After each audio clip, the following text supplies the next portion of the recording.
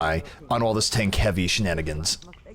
Well, I mean, we saw Surefall play Mei yesterday quite a lot, actually, especially on King of the Hill, ZP, and I mean, on some maps it worked fine. I think Control Center worked fine, but, you know, he was pretty content to stick to that pick. I mean, both these teams can run DiveCom. FaZe is the one more notably to be running it. It looks like they are going to be started off on the DiveCom, and I think that is a solid way to begin this day.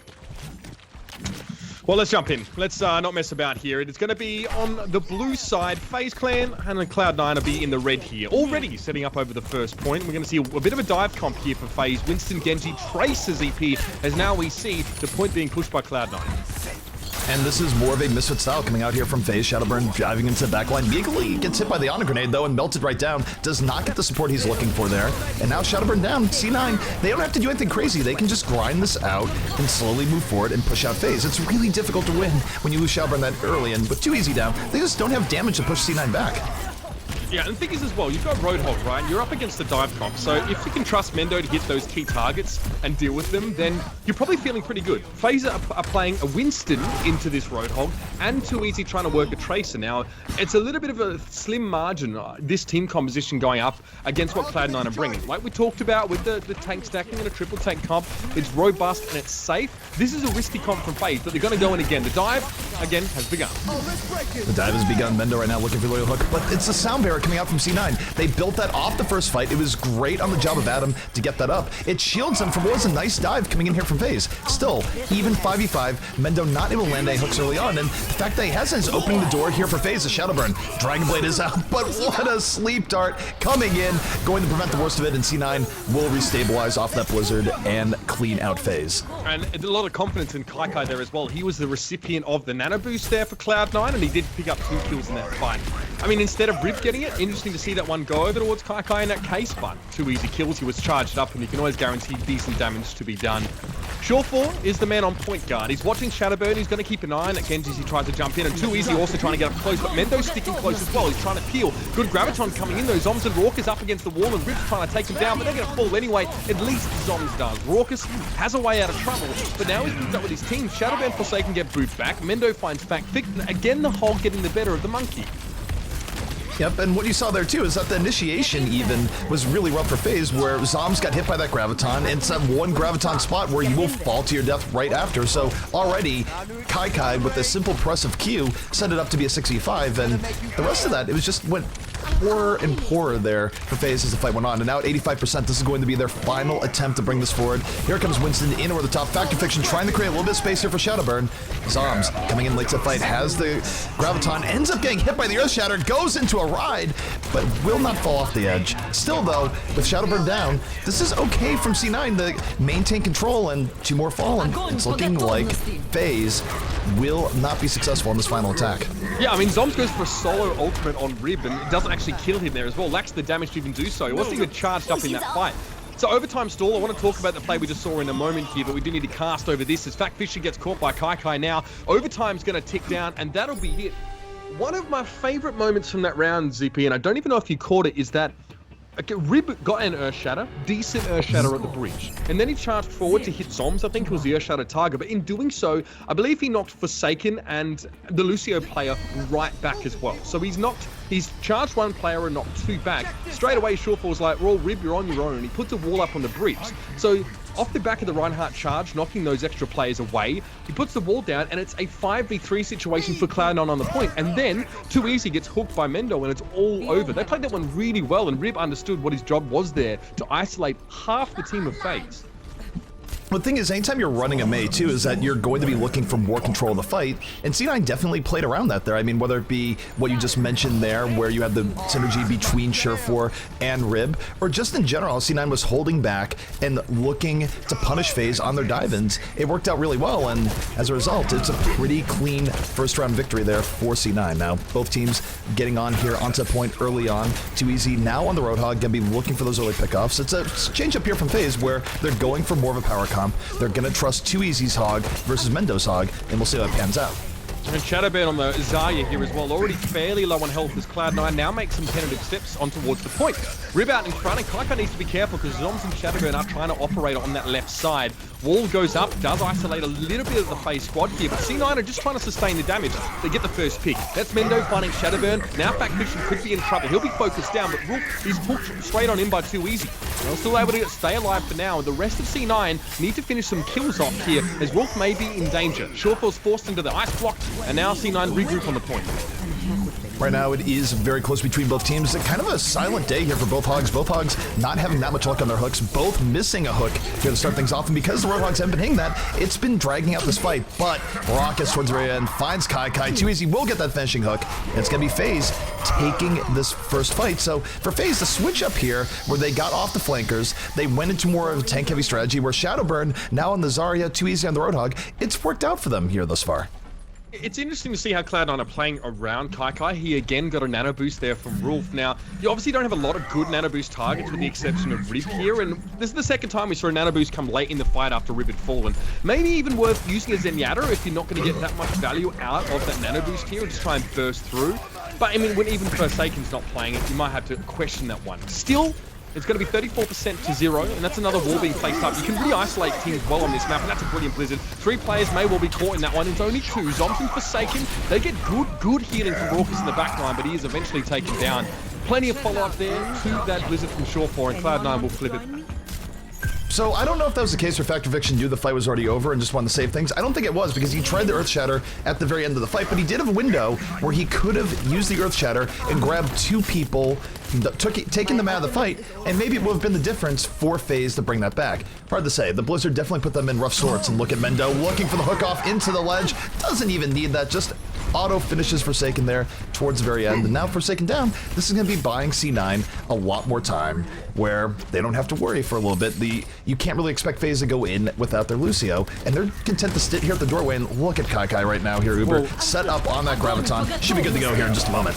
Yep, wall comes up, and now 4 players caught the Graviton. That's a massive Graviton from Kai. It's going to be a biotic field placed down by Zoms to keep himself alive, but Shore4 is eventually going to find him and deal with him summarily. Another great wall there for Shore4. Fact Fiction won't be able to escape now, and we see the boostio there for Adam. A little bit of a blooper there, and not that maybe need to be committed. And now look at this, from FaZe, they put him back in to try and turn the fight around. They're trying to turn the fight around. You looked at Factor Fiction, he's getting on top of the point, and that's a really nice turnaround there from FaZe, where even though they did get hit by Kaikai's Graviton and they were split off, they were able to withstand, stay in the fight, and turn it back around in their favor. And now you take a look, they're going to be on the point, 55% to 56%. They're just 2 fights away from taking this. Now for C9, what are they going to need in the next fight? They have to wait for Shore4 to come up, and Shore4 is probably going to be opening this up here at the Blizzard, going to be looking to wall someone off if nothing else, but the defense, they have a Graviton here, Mitch, so they still have tools to deal with this aggression that's going to be coming in here from C9. Yeah, Zoms is high ground as well. He gets nano boosted and attack fires from up there. There's not much you can do about it. Decent wall placed by Shore4, but that was more of a defensive Blizzard to stop the advance of FaZe and doesn't catch any of them up in that. That leaves Mendo completely caught out there. I'm doing a Carbon Masters, God help me. But he eventually is going to fall down now. Adam and Shore4 press forward. Good Earth Shatter there from Fact Fiction. Shore4 was shielded, but a little bit too late. 2 kills for him. Rib gets hooked. Forced nano boost. The first time we've seen one onto the Reinhardt this game, but Rib can only find 1 before he's charged out. Oh, the suicide pact is sealed. Factor Fiction bringing Rib on the long ride, sacrificing 1 Reinhardt for a nano boosted Reinhardt, but it works out. Rib is out of that fight. C9 not able to get back onto the point, and FaZe evening things back up 1-1 right now between these 2 teams.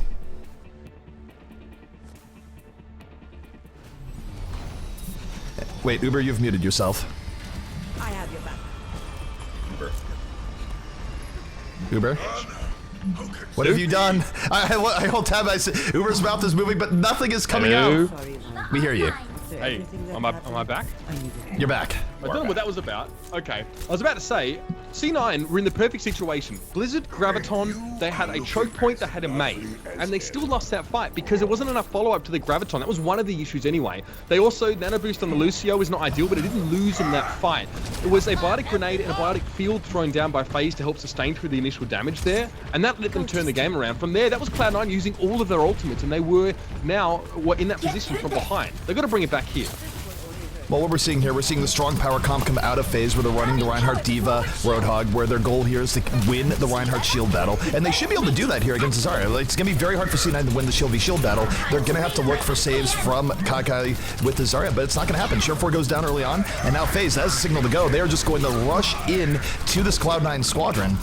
And actually, not everyone goes in. Shadowburn goes in on his own, doesn't get that much support, actually getting melted down, and C9 coming right back, and a bit of a miscommunication there by FaZe, perhaps. Yeah, realistically, you should win the shield battle if you have a D.Va, right? You're going to prolong the life of that Reinhardt shield by quite a lot. And then, for whatever reason, once the defense matrix was down, Shadowburn charges in on his own, tries to kill Mendo of all people, who just gets shielded up by KyKy, and then they managed to turn the fight around there. I think it was also a hook connected on Fact Fiction as well after he dropped his own shield. So some decision making there was a little bit strained for FaZe, and they are going to lose out on that fight. It's going to be even Stevens now into the next, and Rolf is the only man with an ult. He has got the nano boost. Now, let me ask you that. With Shadowburn's playmaking there, or play decisions, do you think that's just the fact that he hasn't done as much D.Va? And hold the thought right now. Here comes Graviton from KyKy, pulls in 4, looking for the cleanup right now. Counter Earthshower, though, coming out from FaZe, and they can turn this around. I don't know, bit of a miscommunication in that last fight, but now through this one here, it's a 5v5 situation. A little bit of a side fight. It's Surefour versus Shadowburn here, and there's not much support for either of those two players at the moment, but it's going to be Shadowburn chasing Surefour down and dealing with him now. It's going to be a melee to the back of the head to finish him off. Very segmented fight there, very, very split up, and it didn't really break down until Surefour fell, but the rest was history. It's a 44% to 18 now. And FaZe have a decent hold, but we'll see Mendo come in with a whole hog. There's also a sound barrier here for Adam, and there's no way FaZe are going to have on this fight. This is going to be a very hard fight for FaZe to win straight up, just because of their positioning in ult economy. Shadowburn's getting kind of close to a Graviton, but it's not going to be up before Adam is going to go here, initiate the sound barrier, and let C9 go in. And here we go. Fight is underway. Adam amps it up. Doesn't immediately speed boost in, and here we go. Sound barrier is in. C9 looking to bring the FaZe, and FaZe, to the credit, they're backing out, but it's not in time. The Blizzard zones him out. Mendo grabs too easy, too quick and easy kills, and that's going to be C9 retaking this point. Yeah, they invested a lot in that fight, though. I think that was 4 ultimates I saw get used by Cloud9 at the end of it there. So you should be winning that fight against a team that doesn't really have any. And I guess the big question is what they carry into the next. Adam, Mendo, Surefour, Rolf all use their ultimates. It's even now, so that's still a bit tricky now. You've got Shadowburn coming back in with the Graviton. There is an Earth Shatter for Reap here, and you're going to see them probably try and push up as close as they can. The issue is on this map, it's hard to push right up into this doorway here because there are 2, almost 3 flanking that can make life hard. There's the Graviton coming in, though. It's only KyKy and Mendo caught in that one. I think Rib was there too. He's going to be charged now. Shadowburn right now still working his way to that backline. 35% energy, just trying to get things happening after that Graviton. Will force May the ice block, and for FaZe right now, they have the run. They get 2 kills right away. Counter Earthshower, though, in from Rib, trying to even things up here from C9. Not going to be enough, though. Too easy. Getting right through that shield, grabs Rib, and FaZe should be able to clean up the remaining members of C9 here. KyKy and Adam trying to stall it out, but it's just not going to be enough. The numbers disadvantage too strong. That's a massive Graviton surge there as well, but with the Bardic Field, Bardic Grenade both thrown down. Look at that, no damage. I mean, FaZe come out of that one unscathed, and then they just turn straight back on towards C9 now. And this fight was gone for so long that at least C9 will have it in overtime, and we'll be able to at least get back for one more fight here. But again, not really many ultimates to speak of, and I honestly feel like, and this is just conjecture here, but some communication issues have been very interesting between these two teams. I think that Surefour on that May struggled to really put the pieces of the puzzle together. Some weird walls, some weird blizzards coming out. But he's on the 76 now. And it is just one more push required here for C9, but 4 ultimates for FaZe. And for C9, I think a win here is just draining these ultimates and then coming back for a final push. They're really outgunned in this particular push. It needs to be quick for them. They need to run in quickly, drain as many ults as possible and get back. But they're spending so much time here, Uber, that they might be losing that potential to come back in. Early hook comes out here. It will burn the sound barrier for C9. And this is going so well for FaZe here. The Earthshower knocking down 3. Factor Fiction going right in after it. 2 kills from FaZe. And C9 waited so long here, Uber, that I don't know they're going to get another crack at this. They might struggle here. No, I don't think they will have another crack. I think I would almost rather see a disengage here from C9, but it's not going to be possible. Their Rolf gets fire struck. Mendo is hooked in by too easy, and that's going to be it. It's going to be done. 2-1 here in favor of FaZe. And that last fight, it's not ideal when your Reinhardt drops his shield for just long enough to get hooked into the enemy team. That forced Adam to use his sound barrier there. Unfortunately, there was a 3-man Earth Shatter coming out as well from Fact Fiction, and that pretty much secured the fight win for FaZe. And FaZe I think the problem...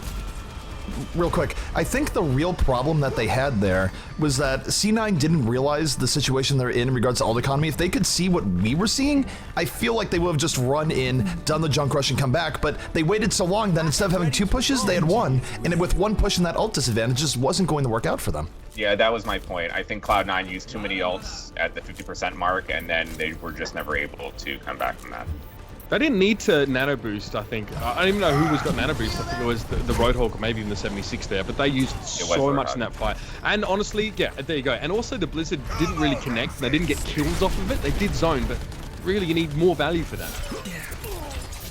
All right, so FaZe getting first position here on the point once more. The hook onto Rib to set the stage. Mendo gets hooked on the shadow burn, not able to get the beat fall through. So a clean 65 here for FaZe. C9 gonna be down 1 to start things out, and this is where you want to be as FaZe. They don't have to rush down C9 or anything like that. They can make C9 come to them. They can let 2easy continue to poke for those hooks. And as it stands, they're gonna get first control at this point. Yeah, I mean, look, you hook the enemy Reinhardt. It's even better than hooking someone else through the Reinhardt. You have a shield, the enemy team doesn't. It's just simple arithmetic, I guess. Now, we got Rip, Mendo, and Kaikai. All the tanks are split up from the rest of their team at the moment. Mendo got hooked in early, and he's not connecting those hooks. It's definitely been too easy finding the targets so far in this match. Mendo a little bit low. Deadeye coming out from Shorefall here. He charged that one up real quick, but doesn't find anything for it. It's like FaZe are happy to jockey back. They know they hold the point. There's no need to go for the fight, but that's Fact Fiction. Gets himself with a nano boost, going in, but is taken down very quickly.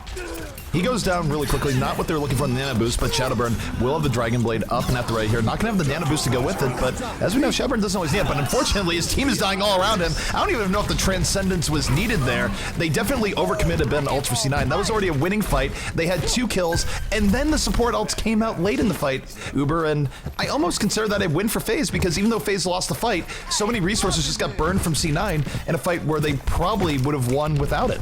Yeah, I'm much happier to see Rolf on the Zenyatta here instead of the Ana, by the way. This is what I teased last time, saying it wasn't a great Deadeye target on the side of C9. Let's see if it works out, though. They hold the point, but Shadowburn's already gone into the Dragon Blade. It was forced back by the whole hog. That's Rib and Mendo getting cut to pieces together at the same time. Not really a Titanic moment. It's a bit more brutal than that, but there's Kaikai on the point. Knocked down. Going to be taken down very easily, and Zom's waking up on that 76, getting the damage to stick. I'm happy to see him a creep from Shore 4. I like him on this map. More of that one-hit kill potential than is available in his older counterpart. But still, 54 to 22%. C9, something's got to give. They've got a Graviton. They're going to have to hope it sticks. And I'll say this, for C9 in the last fight, what would have been really helpful for them, a Sound Barrier or Transcendence to deal with Shadowburn. They had no support ultimate to deal with it, and they got mopped right up. But now Factor Fiction holding on to the Earth Shatter, and he might just use this to counter the Graviton as it comes in. Kaikai is almost certainly going to open the Graviton, but if they don't have the shield up, they could immediately get hit by the Earth Shatter. So that's the sort of gamesmanship that's going on here. Here's the Graviton, and Factor Fiction waiting for it. Not going to get the opportunity, though. The Deadeye comes in clean, grabs 2 immediately, and Kaikai with the Graviton has at least kept C9 alive here. That was a must-win fight, given the percentage, and they're going to have to hold now for about 4 fights here, Uber. Easier said than done. To be fair, they can at least chain into a couple more ultimates. It's going to be Rib, of course, and Wolf having theirs right now. The Sound Barrier's not too far away from Adam. We might have a whole hog there for Mendo, so it's not the end of the world. But again, they don't have a main, so they don't really have the opportunity to play super close up here, and they can't isolate single players. They're actually going to let the charge come in. Rib needs to watch his position. He needs to stay close. That's a beautiful Earth Shatter comes in, but no follow-up. They don't have a chance to get in. There's Shorefall off the side, though. He peeked him through the corridor, nailed those targets on the ground, and that's a good fight coming out. And only Rib's ultimate was used, so that is a very good sign for Cloud9. The ultimate economy working a bit more in their favor, or at least they're making it work this time. It is a very good omen for them, where again, when you have to make up a percentage deficit here in control, you really have to be judicious in how you use your ultimates, just because the other team, you don't want them to get the auto win just by saving ults and going in. Now, FaZe does have a lot. They get the early hook on the Kaikai, and that is absolutely huge. The Earthshot comes in later on for Factor Fiction, knocks down 2, and that might be it here. 3 members still alive here from C9, but they are on the ropes as 2easy continues his rampage, hook after hook, and that might be it. Oh, 2easy's playing really, really well in this map, by the way. I mean, we've seen Roadhog define teams winning or losing sometimes, and we can talk for days about maybe his impact being... But now look at this. C9 are rushing back into the point. They've got a Sound Barrier, so that gives them a little bit of wriggle room, but Zoms is up on the top side there. Tac Visor's coming in. He's making it very, very costly for Cloud9 to even get onto the and they can't even win the fight now. Graviton comes on in, Rook flanked Zombs from behind on the high ground to take him down, but he just eats a hook immediately. The Aura FaZe are doing some seriously good work on this point, and it looks like they're set up to take this map away. We're in overtime, but there's no one close enough here from Cloud9, and it will be FaZe to take the first map. A very strong showing from FaZe, who've lost their last 3 in a row to Cloud9. And I will note that on that last round, I think it was a little bit uncharacteristic coming up from C9 when it came to support ults. I think they had waste at times where they didn't need waste, and then even at the very end, I think they used the sound barrier just a little bit too early. I think they had a little bit more time to get to that point. Not that much, but I think they could have stalled that out a little bit more. It's still a rough situation when you're having to run in last moment to try and keep things alive, but even then, it definitely did not feel like the cleanest ult economy game for C9, in particular when it came to how they were managing their support ults.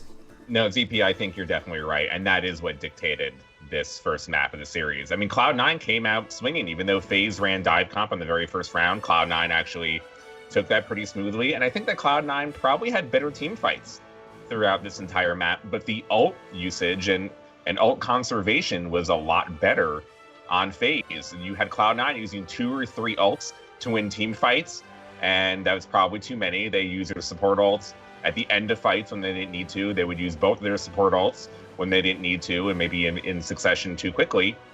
And then FaZe would come back and only use 1 or 2 and take the point right back. I mean, you can only use so many ults if you're able to extend, in King of the Hill, extend the timer as long as possible.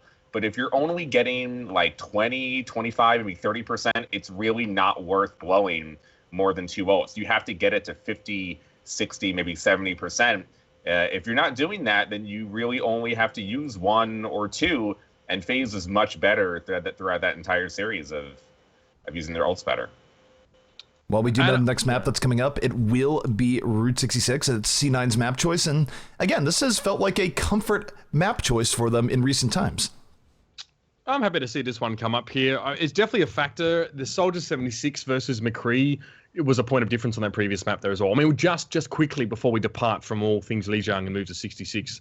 I mean, Surefour sort of stuck to that McCree pretty hard, and he did get that 2-man Deadeye, and obviously there was an ult where Rib ulted. There was a little bit of a later follow-up, but Surefour managed to get 2 kills off the back of that one there. So I like the McCree, and I think Surefour's always going to be a McCree I'm going to be happy to get behind, but I do think that Zombs used the high ground really, really well in that last map, and we'll have to see now with the longer angles that Streets FaZe provides on this particular map, even Big Earls, whether he's going to stick to that or try something a little bit different. I don't know how I feel about Triple Tank Mei anymore on this map. In some context, no, I don't love it, especially because just the dimensions of the map and the topography in general. So it'd be interesting to see something different than Mei. Like, I don't think we'll see Mei on this map, but I do say on King of the Hill, I actually kind of like the Mei pick, especially when the other teams run Zarya, because you can block off Zarya ult, which I think is a big deal, even though it didn't really work out maybe as much as they wanted to. Well, sorry for cutting you off. What are you going to say, ZP? No, I was going to say, one thing I wanted to note there, too, when it comes to the Mei is that I like where Mei is right now, where Mei is in a situation where not every team is running her, and yet we still see situations where teams do like running the Mei and do get significant value out of her, so I kind of feel like balance-wise, Mei might be in a really, really good spot right now. Sort of a more overarching meta discussion on the game, but I like where you have that situation where you have a hero that can be useful, but you don't feel like you have to run it in every setup, and truth be told, teams have been running a lot of Soldier recently, but seeing Surefour come out with McCree, seeing Grim Reality come out with the McCree, I do wonder if we're going to see that situation where maybe teams have knee-jerked a little bit too much towards Soldier, and we'll be seeing more teams run McCree a little bit more often. I think especially for teams that do have top-tier McCrees, such as Cloud9, you would want at least Surefour or Mendo on the McCree. And we even saw them play this map yesterday. They did run a dive comp setup with Surefour and Genji, and they did have Mendo on McCree, I believe. So it wouldn't surprise me if they were to do that again. They're kind of setting it up this time, except they're switching roles with Surefour and McCree. And Mendo on Genji maybe it didn't work out as much as they wanted to, but this is a type of map that you should be doing that on. Interesting. I don't think we'll see this comp really go forward in its entirety here. I mean, it would kind of be good, but of course the Genji McCree is super interesting actually, because you have varying degrees of dive, or you have a little bit there, of course, with the Genji, but you want to back it up with a Winston or something similar. We used to see Winston Genji Diva on this map just to tackle big L's mostly, and you know that obviously had varying degrees of success depending if there was a McCree up top side or anyone with burst like a Roadhog or something similar. So we'll see now. Yeah, they got the Winston, so I'm okay with this one. It's not the beefiest dive comp. It's not exactly the highest you know, durability dive available, but I mean, I like to see Shawfar on that McCree. If he can pick someone off here, it'd be big. I do like seeing Shawfar on McCree, but I do wonder if the Tracer would be a little bit better here, just to go full-on mega dive. Yep. Yeah. Shawfar channeling his inner Soon with Mendo, but regardless, you will be seeing Mendo and Kai go in here at the same time. They will be trying to disrupt Big Earls, and for now, there's actually a lot of progress in the payload being made. FaZe being very tentative about actually contesting this, and this may give C9 a nice engage.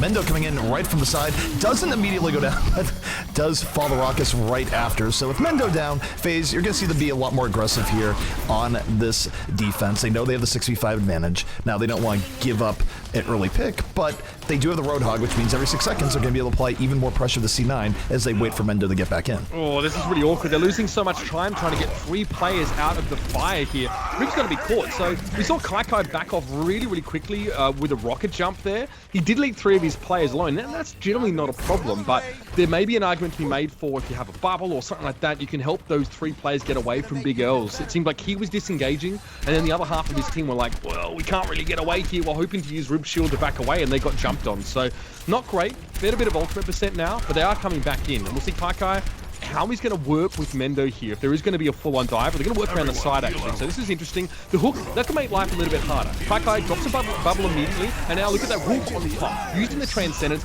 giving the healing. Sound Barrier going to come out here for FaZe, and with Raucous and Kai both being traded out, this fight is still in the mix. The fight's still in the mix, and Mendo having a rough time getting good value out of the Dragon Blade does finally get Zombs towards the very end, but there is Factor Fiction trying to be a difference maker, dropping the Earth Shower, but one good Earth Shower deserves another. Rib drops the hammer, knocks down 2, and puts C9 over the top here for this fight. And a fight that initially was actually looking a little bit rough with that engagement and early hook from the side of FaZe. I really like Shawfar here as well on anti-Roadhog duty as McCree, and that might not sound intuitive, but when his hook is down, Roadhog gets absolutely trashed by McCree, and it's super easy to hit headshots on him, alright? It's a massive hitbox, so I think like 3 headshots and he's done. So, you know, if you can identify those windows where Roadhog doesn't have the hook available, McCree can just style on him and not really care, you know, with the exception of the odd right click, but you know your ranges, you're fine. Pushing into the second point, 3 minutes now on the clock here for Cloud9. They've got the Deadeye, they've got Kai ready for Primal Rage now as well. Great to knock those pesky FaZe players off the bridge. Indeed, and in general, McCree just really strong when no one's on him, but here we go. Defense starting to get a little bit aggressive with this. Zombs with the Tac Visor coming in over the top, gonna force out the Transcendence from the defense, and defense willing to charge back out. Rib being a little bit aggressive on the Factor Fiction, will fall for that push, but it is 5v5. Mendo going to fall before he gets the Dragon Blade out though, but still very even, and this is where Shawfar can really excel. It's late stages in fights where McCree can get pick after pick, but not when Too Easy comes in with the hook, and Shawfar was trying to be the hero there towards the end, but the real hero of the fight here, Uber, was Too Easy. Landed several key hooks to keep FaZe on top. Yeah, I like how you brought that up about McCree as well. He's one of the best janitors in Overwatch. If you are mid-fight, it's like a couple supports, maybe a tank that's not Roadhog in the mix. He can do so much there, but Too Easy hooked him. He found the priority target in amongst all the chaos of the fight. But you can see the FaZe have to back up. They lost a couple players and got mildly staggered, so they did need to give a little bit of ground, but they still have good high ground control here with Zombs. You can see that Shawfar is going for extreme range McCree shots here, which is hard to land, and Kai into the back line. Immediately hooked, immediately taken down by Too Easy. Brilliant Earth Shatter from Rib. That's massive stuff there. Adam finds Too Easy as he lies prone on the ground, and again Rib going ham. His Reinhardt has won them both the key fights so far on this attacking side. Stunning and stellar work, I have to say. So that's really interesting how that panned out, where even though Kai got immediately bopped, there was a lot of people focusing on him. It wasn't just the hook, it was most of C9, or sorry, it was most of FaZe that was looking at Kai trying to take him out, but while they were doing that, all of a sudden, here comes Rib. They're not looking at Rib, he drops the Earth Shatter, knocks down 3, and it set up all sorts of cleanup opportunities for Shawfar and Mendo, so even if you immediately die in Overwatch as a tank, if you've created enough of a distraction that your team can capitalize on it, it's not bad at all. Kai up on the high ground here, down up from Shawfar. That shield is still going to be an issue. In fact, Fictions hasn't been broken yet. Surefour tried to angle and find a decent opening, but no, it wasn't going to be there. And now the sound barrier, not really used for any fight there. You see, they sort of backed away. The whole hog made it impossible for Cloud9 to engage and essentially wasted the sound barrier from Adam. They lack that. They at least have the Transcendence though for the next fight, but again, it'll be a matter of setting up, and Kai doesn't have a mech, so he's going to have to wait. Surefour getting Shadowburn early on to that fight, and now without Shadowburn, you're not going to have that gun there. He's going to be down. It's 2 kills to nothing in favor of C9, and FaZe, they have no choice but to back out here. And again, you look at Surefour laying shot on shot inside Roadhog, 78% of the damage onto him, so the headshot damage, as mentioned before, Uber, very, very strong for C9. They're keeping momentum in their favor, and now for FaZe, they're going to have to rush out here in not great position. They blow the early sound barrier, and here they go. Yeah, we're pushing forward now as well, but Kaikai's in the backline. That's a bit of a weird Earth Shatter from Fact Fiction. It doesn't even get Mendo with the charge, and Surefour was free to get the pick off on Too Easy with that Deadeye. Shadowburn's trying to challenge him out here, but I mean, Mendo's going to one-up and go with the Dragon Blade. Finds Forsaken as well. That payload's getting across the line. 1 minute and 26 seconds. And seeing Surefour and Mendo on comfort picks like that is a pleasure. To finish Route 66 and have a minute and a half in the time bank, you're not complaining about that whatsoever. Especially considering how strong the map started for FaZe. That is a great time for Cloud9. I gotta say, one thing that's really been a trend over the last month or so, I'd say, or actually it's more just like the last few weeks in the advent of the recent patch, is that we all thought going in that we'd be seeing teams really dominate with triple tank comps, in particular the Reinhardt, D.Va, Roadhog, and while it's certainly been effective, it feels like teams have been doing better when they stick to what they're really comfortable on. We certainly saw that with Misfits at DreamHack, and then you take a look at what C9 just ran there, where they sort of threw the current meta to the winds. They weren't running a soldier, they ran with the Genji, it was Genji McCree, and yet it worked out really well for them. So sometimes I wonder if teams psych themselves out on what is really strong in a particular patch. Well, there are 2 things I would say to that, ZP. One, some of the maps do lend a much better time to running dive comp when they're much more open. So maps like Gibraltar, Eichenwalde, and Route 66, it's much easier to run Genji and to have a hit scan with it just because you have the space to do that. And the other thing is, I'm talking to a lot of these top teams, they've wanted to try to run triple tank, even though they're probably more comfortable running 2-2-2 because of how prevalent and how strong it is right now to have a D.Va and a Roadhog on your team. If you don't have at least some experience and practice with it, and you go up against a team that's run it for a very long time, such as Complexity or NIP, and you're not able to mirror it a little bit, you're just going to get run over. So I think some of it is really these teams having to just try to push through and make it work, even though they're more comfortable on the more standard style of play. Well, gentlemen, let's prepare ourselves here. It will be on the attacking side FaZe clan now as well, hoping to replicate or better what we saw from Cloud9 so far, but their composition is vastly different. It's a 76 for Zoms. He's been very happy to play that of recent and really hasn't played much else. Shadowburn on the D.Va here as well, so we didn't get to see much of that at all in that Lijiang tower map, but we know Shadowburn can play it. No Genji McCree combo though, so we'll see how this quasi-dive triple tank with a 76 comp works out. I mean, this is about as standard gets in terms of power comps here in this meta, is the D.Va, Reinhardt, Roadhog, and Shadowburn. He's going to be looking to just win the shield battle with his Reinhardt, where he's going to be buddies with his Reinhardt, help deflect some shots, fire some shots in the other shield, but he gets hooked, immediately thrown out of his mech, and that's a bad look to start things out here for FaZe, but Too Easy, able to even things up in a hurry, finds hook on the Surefour, and that tilts the entire spectrum of the fight entirely here. You're not going to have to worry about Surefour doing all sorts of damage in the backline, and Mendo, trying to even up, gets a hook on the Too Easy. Too Easy backs off. It's still a 65 here for FaZe as they look to put this in their favor. Kai dealt really well with Zoms there. He had the tack visor, but he went straight in with the defense matrix and got enough damage to get rid of him now. The fight's going to break down over the top side here as Mendo finds Shadowburn with a hook over on the payload, though. It's only really Kai and then Wolf and Adam just trying to support from back. So very much Kai versus the world here, and he is going to struggle.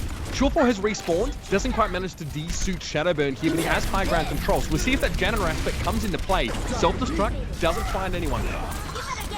Self-destruct doesn't get anything, but the sound barrier is in here from C9. Factor Fiction trying to make something happen with a late Earth Shatter. Does knock down one. Surefour will go down, and it's Raucous right now, showing a little bit of Ana carry towards the very end. Picks up two, looking for more, but there's the Earth Shatter in from Rib. It's been a great day for Reinhardt's here, Uber. Great Earth Shadows across the board, and it does buy a little bit of time here for C9, but they're still very much on the back foot. Adam wants to get on the payload, maybe a cheeky boop, just keep this going. There won't be enough time for people to reinforce here, so we'll see, yeah, a couple of those players from Cloud9 who are approaching the payload will back away, try and get those high ground positions here. No big changes in team composition for C9 at this stage. It'll still be Sure4 on the McCree, Mendo on that Roadhog. So again, you know, a little bit hard to get consistent damage at this range. Sure4 with good aim, of course, but we still see drop-off with McCree. So they'll want to engage a fight. Kaikai will want to try and isolate a backline target there. He does get bionated, but it should be fine. There is a self-destruct here for Shadowburn, so keep an eye on that one. We've just seen some really good self-destructs on this part of this map specifically in recent times. Well, look no further than what we've seen Complexity do in recent times, where they actually have practice earned shots, but too easy. Finds Mendo early on here. So, Cloud9 got to pull this back, and Sure4 doing just that. Finds Zoms very methodical. 2 shots and he's gone. Able to take D.Va out of her mech, and Sure4 not able to get fully out of it, but has definitely done a lot to help C9 stabilize. FaZe still looking for extra picks. Too easy still around, still a threat. And with the sound barrier out from FaZe, they're really going all in on trying to push through here, but still having trouble getting through these tanks of C9. Rolf is doing an amazing job right now, sticking to the back line. He's got fairly sharp sight lines, but he's healed his team enough to buy time for Mendo to get back here. There's the Earth Shatter coming out. Rip doesn't quite find what he's looking for there, but still, this is going to buy crucial time because Sure4 is going to be back now. Mendo finds Forsaken off on the edge. Zoms goes down to Kaikai. Brilliant stuff there as well, and I've got to say, Rolf in mid-air got a slip dart on towards Fact Fiction as he was charging Rib. So he keeps Rib alive, he puts Fact Fiction to sleep, gets him caught out, and then spends the next 30 seconds healing his team like an absolute boss. And look what Rib was able to do just then. Keep him alive and let him take care of the rest. Rolf was massive in that fight. Absolutely. Rolf in keeping his team up has been great. I gotta say, it's amazing to see Rib get himself in positions where he does get that cleanup towards the very end. Just swinging through the room, nothing to be done. Here comes C9 though, sound barrier out. They're gonna be more aggressive on this as a result. And Mendo, taking advantage of that durability, gets 2 kills immediately. 1 off a hook, grabs another hook. Mendo right now on a rampage, and C9 going to hold here. And there's now only about 1:30 left here, Uber, so time no longer a friend of FaZe. FaZe are gonna have maybe 2 more pushes here, but even if their first push succeeds, they're gonna have to win the next push immediately thereafter. If they don't, they're just not gonna have time to actually get to second. So C9 working with a bit of a lead right now. Yeah, and the fact that Rib has an Earth Shatter now. I mean, it may be an Earth Shatter, but obviously the man with the Earth Shatter himself, Rib, is such a big factor. Deadeye's gonna come out here from Sure4, trying to get in a position to at least catch someone off. He doesn't manage to get the 65, but the rest of C9 are gonna push forward. Good flash on Fact Fiction, but in the meantime, Raucus is moving that payload. He'll need to be dealt with ultimately. But look at that. Rib shields off the Earth Shatter. Fact Fiction gets absolutely nothing for it. And Rib going so deep finds Shadowburn there. It's a trade. Zoms does get him, but look at that. Right behind is Mendo. So this is a broken up fight all over the map. Sure4, great pick on Fact Fiction now. He needs to stay alive for a little bit longer, get some healing on the side from Rolf, and they're going to go again. Mendo's still alive and at large up on high. Mendo just got the 1-shot right click on the Zomzer. That was huge. Didn't even need the hook. Gets a second kill. And it was a point where FaZe had an opportunity there to get things going back in their favor. But Mendo and Sure4 coming in, getting some very key pickoffs. And now only 20 seconds remaining here for FaZe. They're going to have to find a miracle, but it actually will be a miracle. Look at the ultimate situation here, Uber, where Kaikai just ran the self-destruct, and here we go. Yeah, it's going to send that one up high, but that's Sure4. Big Deadeye coming out from him. 3 kills. Easy way to clean up the fight. Nothing to be done there at all. Fact Fiction also going down, of course, to the aforementioned. And that's going to be Cloud9. They fire back with a very strong showing here on Route 66. Final score.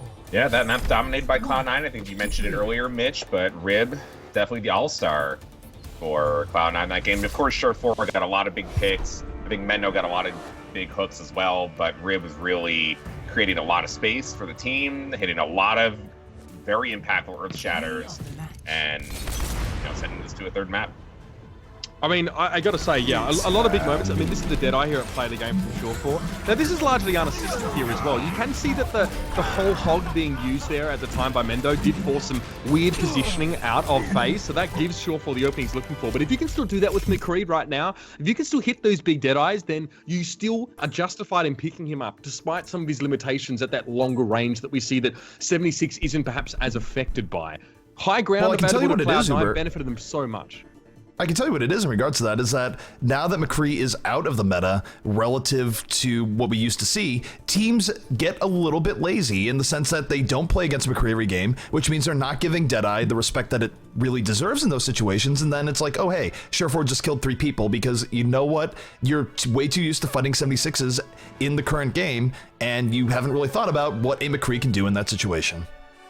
I will say that from watching a lot of DreamHack and these games this weekend, in the current meta, when you run triple tank and you have Soldier, if you don't do that, and if you run the style that Cloud9 is playing with McCree instead, the Nano Boost target is now D.Va. And that is the target that always gets a Nano Boost. Kai really got the Ana every single time, and D.Va with a Nano Boost is actually pretty sick. It doesn't need an ult. You can just kind of run around and never die and do a ton of damage and get in the face of hit scan and pretty much kill supports all at the same time.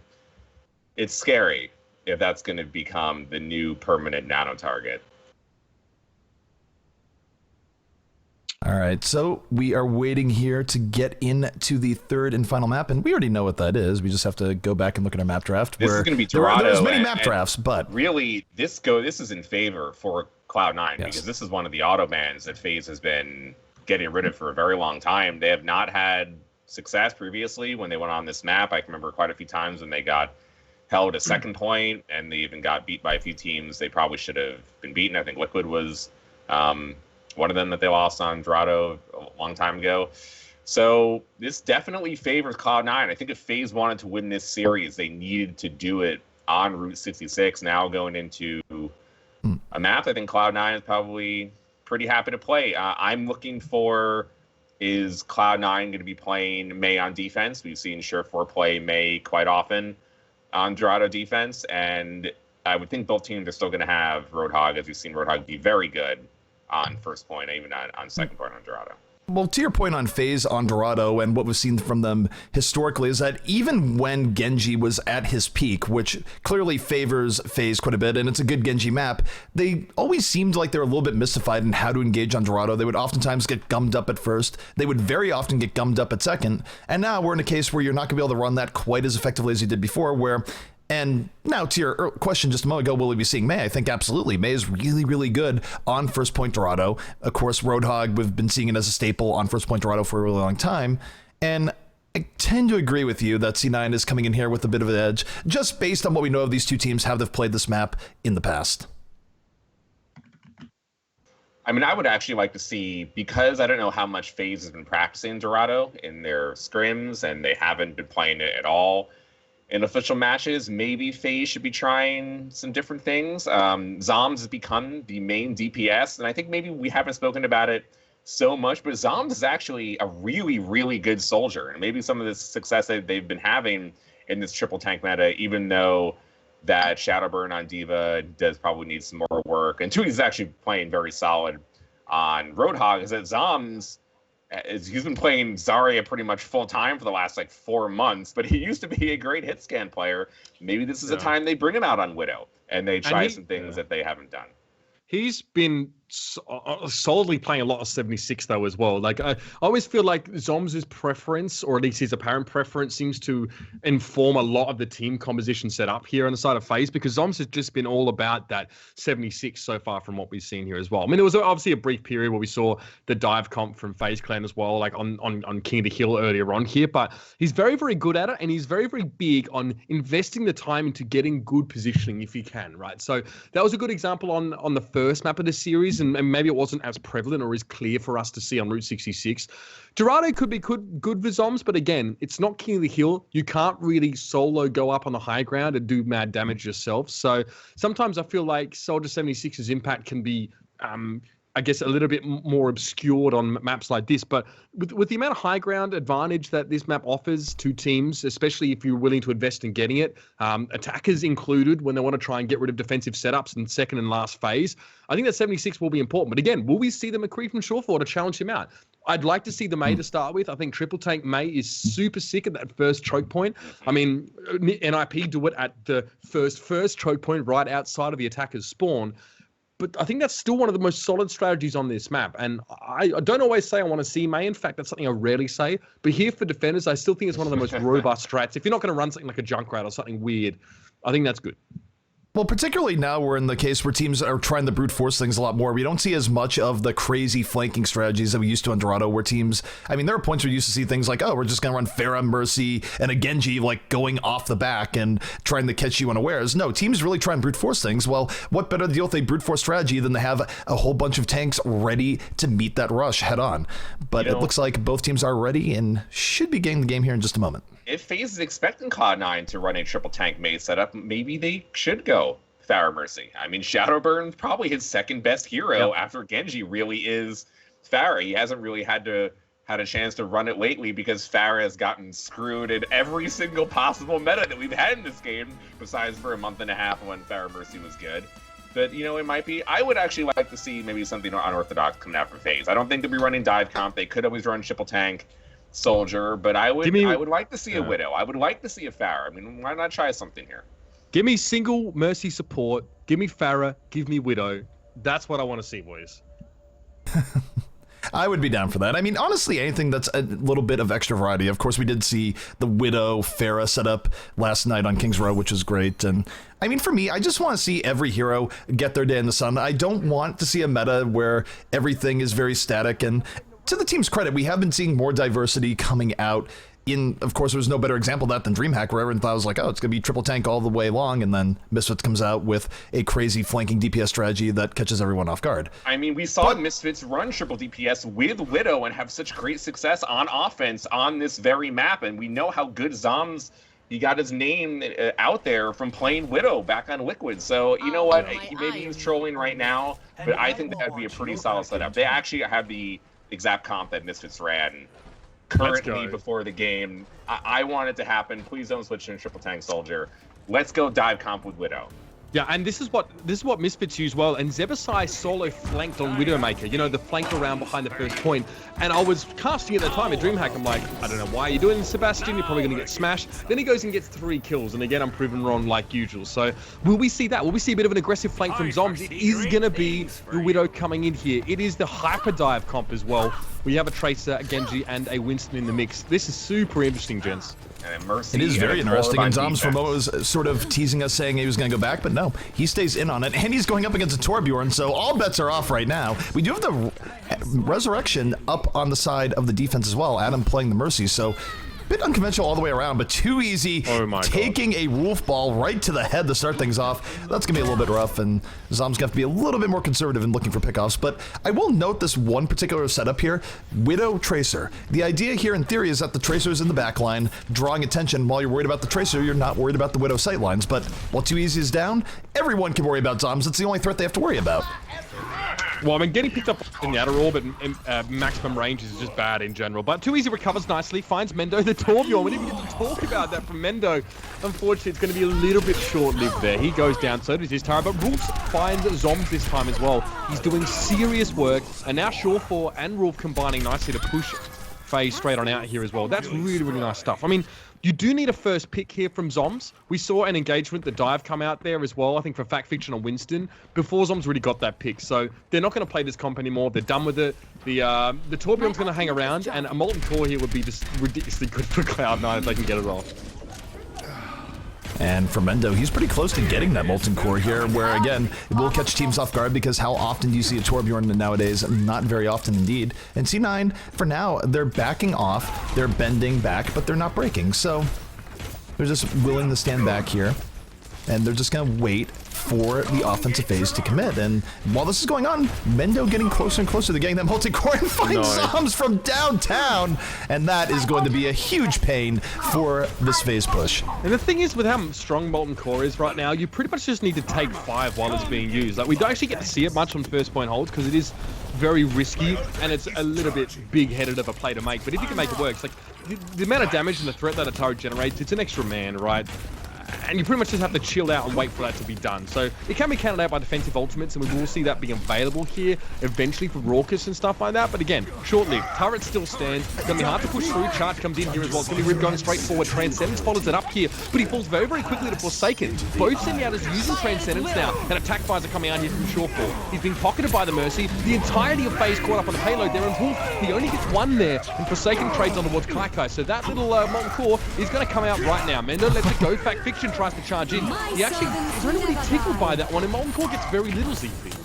The Molten Core did very little indeed, ends up getting shoved right into the backline. Adam, though, comes in with the Resurrection. C9 not out of this just yet, and Cheer4 still alive, still doing all sorts of damage in the backline, but now starting to find his team dying all around him. Has to back out, cannot challenge directly, and the Resurrection just not enough for C9 to stay in the fight. And I feel like we've seen that a lot when Resurrection has been in play in recent times, where you would think that Res would be able to turn a fight, but the other team has so much momentum that someone immediately dies right after the Res comes in, and then it just goes downhill from there. But we do have a switch up here. Cheer4, who was on that defensive 76, now going to the defensive Tracer. Adam going to Lucio. But we haven't seen as much defensive Tracer from teams as I would like, given how effective it can be. And Cheer4 going to be opening up that can of worms. Yeah, just look at Fnatic, and Misfits, that game against each other. Both had defensive Tracers on their own halves, and they work very, very well. We'll see if it works. It can be a little bit risky in some cases here, depending what the enemy team have to deal with it. But here come the kills. Back Fiction charges on in, gets himself 2 on his own, and now he's ready to rejoin the rest of his roster. In the meantime, Shadowburn had a defensive matrix, and now, oh, this could be nasty. It's going to be a self-destruct coming in. He gets himself 2.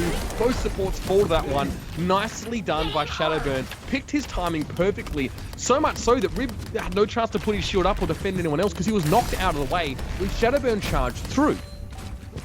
Worked out really, really well, and part of it too is too easy. Too easy is knocking people around with that whole hog, creating the chaos needed for the Shadowburn ultimate to come into the back and do what they need to do. In fact, Fiction actually able to hold on to his Earth Shatter, getting him looking for it here, dives right to the back line, knocks down 3, a beauty here from Factor Fiction, moving in, swinging the hammer, and definitely puts FaZe on the front foot here as they move forward. They only need a little bit more to get on this. We have a little bit of stall coming up from Wolf of Transcendence, but we'll see if it's enough. FaZe still in a good position, but it's Cheer4 coming back in, finds Factor Fiction, and who knows, will we see some heroics here? It's 0.10 away, Uber. Yeah, Shadowburn did nice there. Drive-by kill on towards Cheer4. Now self-destruct. Shield will be there, though, and it's just Raucus all set up on the payload there as well. Trying to make himself scarce, and actually he kills Rib. Why he's trying to hold the payload? What is going on?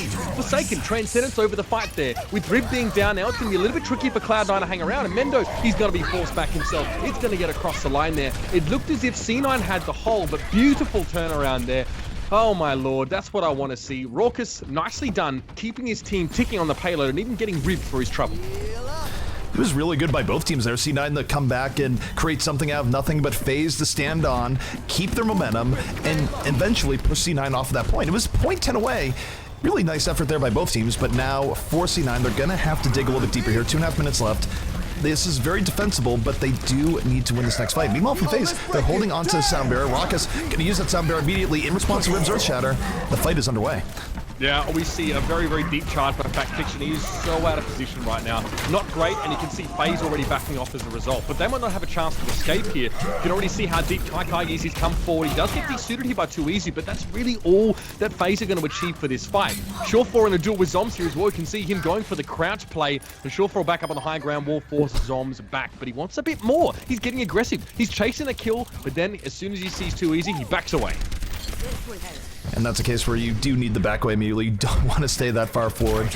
And now, take a look here. FaZe is regrouping here once more. They will have the D.Va self-destruct up for the next fight. Not going to have that much else to go with it. And this is one of the harder areas to get a really good self-destruct on. A lot of areas for teams to hide. Too Easy getting Kai immediately, though. So already 65 for FaZe. Shadowburn keeping Cheer4 occupied here. And kind of going both ways, as so long as Cheer4 is on Shadowburn. Shadowburn's not looking for that big self-destruct, but FaZe, they're staying on payload. Gonna be knocking Mendo right off the top here, and he's gonna be looking for the self-destruct even as Kai comes in, but Kai takes down 2. Perfect play on that one as well. He gets Zoms out of the picture, which is just massive. There are big ultimates available here, and Shadowburn actually going to be coming forward here. Too Easy, in fact, Fiction still in the mix and still have that ultimates to go, but Too Easy needs a hook now to turn this fight, otherwise there's no point. And FaZe, yeah, as soon as they lose Raucus there, or was a fact Fiction hook, they back straight on out. They've got 55 seconds left. They can't afford to stagger more deaths, but Cloud9, that's exactly what they want. They're going to chase them right on out here. Shadowburn will survive, but Forsaken is not going to be so lucky. Cheer4 is locked on. He finds him, he takes him down, and there's 40 seconds left. It's one push for FaZe. Shadowburn and switches towards the Zarya here. There are a couple ultimates in availability here for FaZe, but they're going to have to use them very well. For FaZe, this is definitely a rough situation where they're going to have to win not one, but 2 team fights here to really bring this all the way to the very end, and they're running into a defense that is loaded for bear. Wolf has been a savior with his transcendences in recent times, and Surefour could very well end this push with a good pulse bomb if he can get to the backline early on. Now, he's being pretty conservative. He's staying with his team. I don't think he wants to give up an early pickoff, and it's going to be FaZe opening things up here. Zoms with the early nano visor and does find Surefour early on. Surefour sort of finds his way in, and that's not good. That's a case where you could have avoided that death. And FaZe, 2 kills to 1, starting to make their final attempt. Surefour couldn't get any healing from the Transcendence there. Wolf used that one really early in the fight, but Surefour was up on the ledge. He got picked off by Zoms there. It's not a good start, but Mendo does a good job. That's 2 pickoffs for him in the last couple seconds now. And now with the sound barrier, this will be enough. Surefour on the McCree. We're in overtime now. Surefour backing away. He'll have to deal with Zoms and, of course, Fact Fiction. But Kaikai gets in the mix there as well. The biotic field thrown down by Zoms now, trying to deal with that. But he's found by Surefour. He takes him out. Self-destruct in the back, and that'll be Cloud9 getting the job done. A little bit back and forth there, and a little bit risky, as we did see Surefour get picked off very quickly there at the end of that fight, but coming back with McCree with a vengeance and with a plan. The thing is there, too, is that I don't really like how FaZe opened up that last fight. I mean, sure, Zoms was able to get Surefour, but he probably shouldn't have gone Surefour if C9 was playing properly. We've seen now where teams open with Nano Visor that it's usually not going to get that much done if you do it from that far back. You have to have some sort of crazy in, whether it be get set up by Earthshatter, have a really good flank going on. If you do the Nano Visor from the back line, usually you're just not going to be getting that much out of it. And like I said, they're lucky to get Surefour there, but that's about all they got from that. And they had trouble keeping their momentum going forward. And Rod, what did you see? Big ults from Kaikai. And you can obviously see that his level of diva is quite high. And between him and Shadowbird, he got much more effectiveness off it. He was able to shoot, you know, them right into FaZe's lap. And Shadowbird really wasn't able to get much done. And when you have that type of diva, you can do that. I will say that I thought Cloud9's opening defense is cute.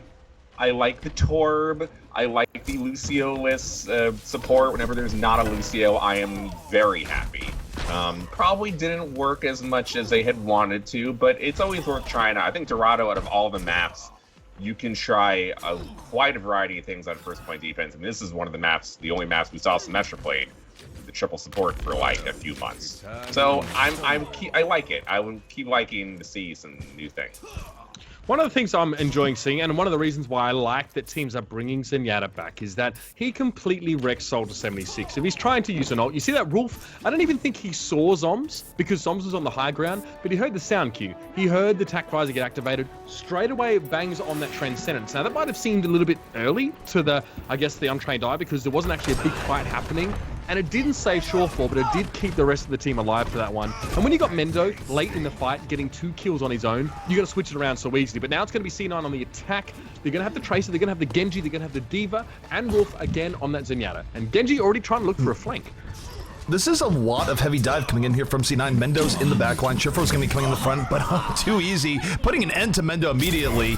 Genji control in full effect, but Kaikai finds Zom, so this is still not the worst here for the offense of C9. They get on top of the point. They're keeping the payload moving, and 5v5, if you're trading out as an offense early on, that's still in your favor, so we'll see how long they're able to keep this up, but they've gotten the payload further than I think FaZe would have liked early on to start off this game. Yeah, because Surefour's in the back line, right? And he's not committing. He's still on the house, but he's forcing FaZe to fold in around their supports and keep them safe here. So that means they have to give up some ground. They have to be a bit more clumped up together.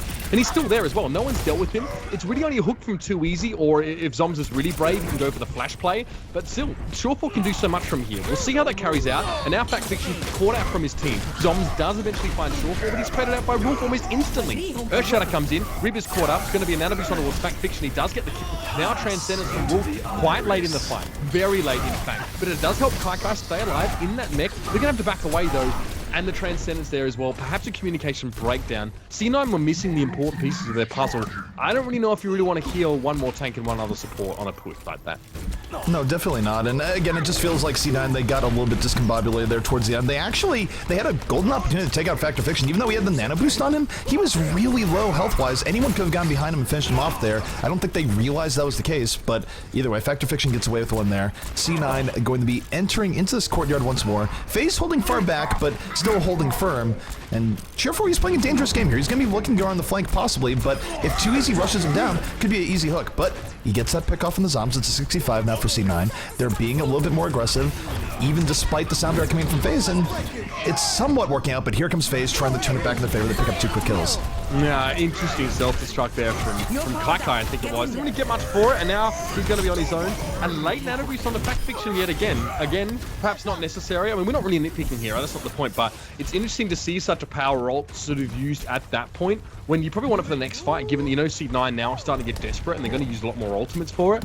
But Kai and Mendo don't have ultimates to work with here. Shortfall's going to have a Deadeye. There's going to be a Transcendence here. That Transcendence, if used correctly for Rourke this time, could be the difference. But Fact Fiction has an Earth Shatter. Rib needs to keep that shield up front and center. And bear in mind, this could be the series right now. A minute 15 left. C9 only has 2 more pushes here on first. They really need something to happen sooner rather than later. Surefour, golden opportunity to grab Forsaken. Not able to finish it. Forsaken getting away with the slimmest of margins, and that is huge. That could have been an early pickoff. C9 now gonna have to back up a little bit. You have Surefour going for the Deadeye from the back. Picks up 2. The sneaky Deadeye works out, and C9 will not be held at first. They're gonna keep this moving on forward. Yeah, that's pretty massive from Surefour there as well. Big turnaround, and he's the kind of player that gets multi-kills on Deadeyes without having to combine it with other ultimates, right? So you see a lot of deeper players and some McCree players, they get their big plays when there's a Graviton Surge, or they've broken the enemy Reinhardt shield, or there's something like an Urge Shadow to help them along. Surefour, in a pinch, pretty much the last moment for C9, gets himself that Deadeye just from good timing and positioning. Now he's going to flank around the side here, right around the edge, and even Mendo, look at him up on the high. I've never seen a tight walking Roadhog, but this is about as close as we're going to get to it, I think. Well, there's a lot of parkour going on right now because Surefour is bouncing around the back line, looking for the Ana. Does get the Ana with the aid of D.Va there, looking for Lucio right now. Surefour, the support assassin, still in hot pursuit of Lucio. Not able to finish it off here. Forsaken again, giving him a bit of a juke maneuvers, but it's not enough in the end. C9 will get the kills they're looking for, and they keep the payload moving. And this has to be a little bit heartbreaking for FaZe here, Uber, because they were very close to getting that first point hold. That could not have gone worse for FaZe. Mendo was up on the ledge, right? And then just as the tanks from FaZe drop down, he goes for a fadeaway hook, catches Zombs off the high ground as he falls back and kills him. So there's no DPS player available there for FaZe. And the fight was just a snowball there because Kaiko was free to get those 3 kills in the back line. That's a big Earth Shatter. Huge Earth Shatter, in fact. A couple players calling. Kaiko follows up with a beautiful strike there. Gets in with that self-destruct. Fact Fiction falls to Surefour, and now momentum being built for Cloud9. They've got 3 minutes 25 to get this last point, CP.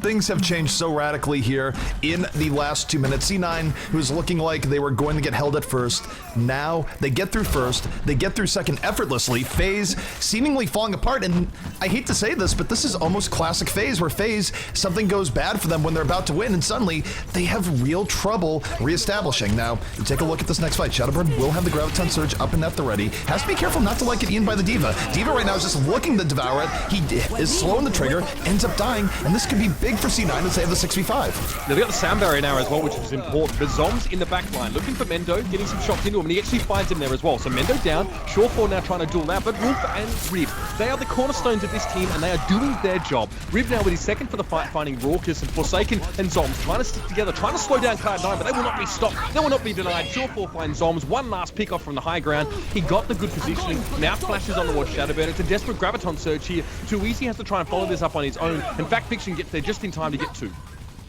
And this is last moment stall out here from FaZe. The cart very close to its final destination, but the respawns are coming in. C9 has lost a whole lot of people, and they're going to have to content themselves with getting it almost there, but not quite. They will have 2 minutes and 10 seconds left to bring this to its final area, and for FaZe, there's still a good chance of them holding on here, Uber. They have to win really 2 major fights to do so. They are going to have to deal with an ult advantage here from C9 to some extent. Kaikai will be zoning out with the self-destruct, but if they can avoid this early initiation here from Kaikai, they do have a chance of turning it on its head with that attack visor. So we'll see what happens here. Kaikai on the cart, moving in and around, looking for it. Zombs has attack visor, and Kaikai still waiting for his opportunity here, Uber. Yeah, that's going to be a self-destruct going straight up above there. What will it catch? Mendo going to take down Zombs, and Shadowbear just going to take a breather after the damage came in from the self-destruct, and it's Cloud9 pushing forward yet again. However, Shadowbear and Forsaken on that high ground, getting 3 between them, if I'm not mistaken. It was Surefire and Adam trying to work together. Doesn't work out, but Mendo now going to try and run right here. Pulse Bomb connects onto Shadowburn, trying to get more done, but Fact Fiction comes rolling on in. The cavalry has arrived, but not the Tracer, as the Diva gets the job done. Now, I have to say, taking a look at that last fight, I feel like C9 was a little bit confused as to how they wanted to engage that. Kai was tentative early on. He didn't know when he wanted to do the self-destruct, eventually just throws it up into the air, but it wasn't great. Overall, I think C9 was looking for something. They didn't find what they were looking for, and they were a little bit confused, and now they're down to their final push, where they're going to be going into that sound barrier and self-destruct. This is very dangerous here for C9. Very even fight between both teams in Fact Fiction, looking to make it a party here with this Diva, if he can find the right opportunity. They need to desuit Fact Fiction immediately and maybe force him into an early self-destruct. Nope, he's going to have it of his own. He's going to go up on the high ground as well. Everyone survives, so Rip's shield is broken from the impact, but still, the fact that C9 are alive is a good sign. 35 seconds left. Too easy, hook straight in by Mendo. He falls to Fact Fiction. Now Rip gets hooked in by Shadowburn. He falls. Soundberry coming in for FaZe here, and this might be just what the doctor ordered. 2 quick kills from Shadowburn there. The team with a full sound barrier. Everyone's still alive on FaZe. And now they could push out and chase on some of these respawns, but they're going to hold back. Play it passive. One more fight. They could, but here's the problem, is that sound barrier.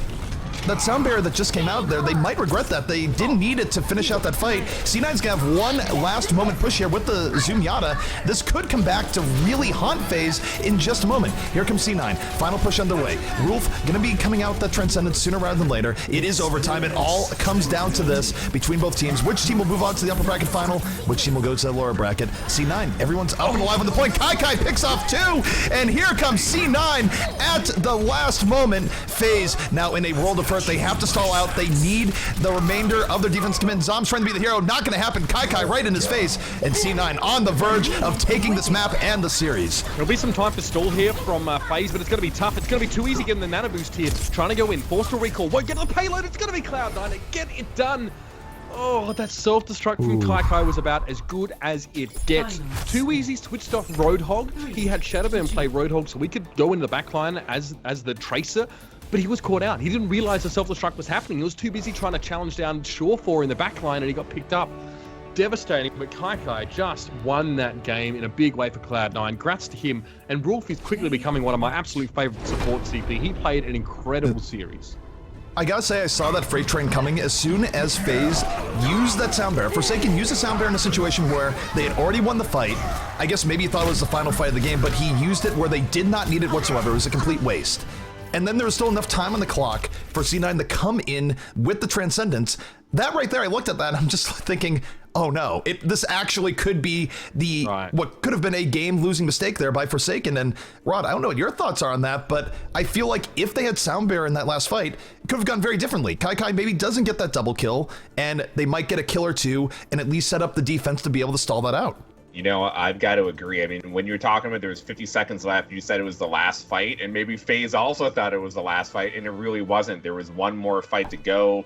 They had already won that team fight. Forsaken didn't need to use Lucio, and it really probably cost them the game. Maybe Kai gets the 2 kills anyway, because maybe the sound barrier doesn't go off at the very right time, and he gets those 2 frags, and they still win. But the last fight would have been much closer. We already saw Too Easy got the respawn, was able to get nano boost to maybe get back to the point anyway, and FaZe probably holds if they're able to do that. But at the same time, you have to give it up for Cloud9 for playing better. They had the better Diva ults, and if FaZe had just stopped Cloud9 one time during that second Streets phase, they would have won that map. I mean, they did the job by holding on first point for much longer. I think some of that was due to Cloud9 playing a kind of a cute comp with Mercy and Torb, and they probably could have held on longer if they played more standard May or whatnot. But all FaZe had to do was with one team fight during the Streets phase after such a very strong first hold. They didn't need Factor Fiction to come in with a saving grace on Diva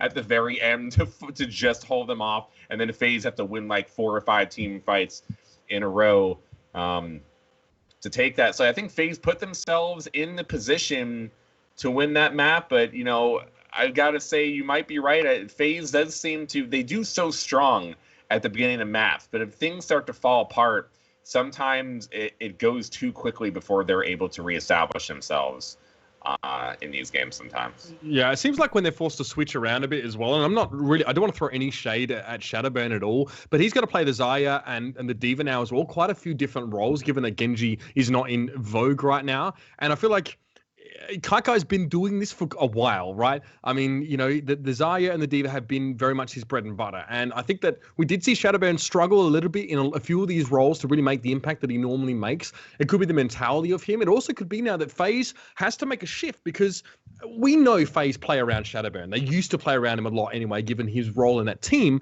Now, it's not so much of that situation, because he feels that more of that flex position and allows other people to do work, and has the triple tank comp coming in there as well.